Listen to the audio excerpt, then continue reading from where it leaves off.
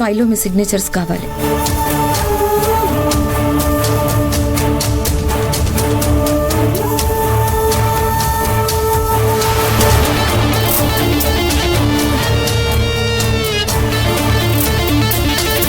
వస్తానండి, వస్తాను uncle.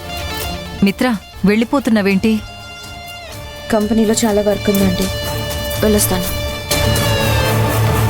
Dry, మిత్ర వెళ్ళిపోతుందిరా. కంపెనీలో చాలా పనుందని చెప్పింది కదా. కనీసం తనను పలకరించవా?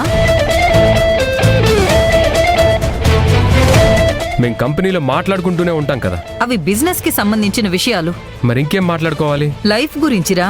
తన లైఫ్ గురించి మాట్లాడడానికి నేనెవరిని? తను నీతో లైఫ్ పంచుకోవాలనుకుంటుందని చెప్పాను కదా. తను కూడా బ్రతిమిలాడింది. మరి ఒప్పుకుంటే అయిపోతుంది కదా. మనసు అనేది ఒప్పుకోవాలి కదమ్మా. ఏ, ఆ మనసు ఇప్పుడు ఖాళీగానే ఉంది కదా. ఆ ఖాళీ రీప్లేస్ అవ్వాలంటే చాలా టైం పడుతుంది. అప్పుడు కూడా అది మిత్ర అవుతుందని ఐ కెనాట్ సే. మామ్, కొంచెం హెడేక్గా ఉంది, కాఫీ తీసుకొచ్చావా? ఆగరా. ఏంటి మామ్? రాత్రంతా ఇంటికి రాలేదేంటి? అశ్విన్ కోసం వెతుకుతూ ఉన్నాను. అదేంట్రా, అశ్విన్ ఇంకా ఇంటికి రాలేదా? రాలే డాడ్. అరే, ఏమైంది అసలు? అదే ఎవరికి అంతు చిక్కడం లేదు. ఆ ఆనంది చేతిలో చిక్కడమే వాడు చేసుకున్న పాపం. అంటే ఏముంది, కొందరితో స్నేహం దరిద్రంతో సావాసం చేయడం లాంటిది.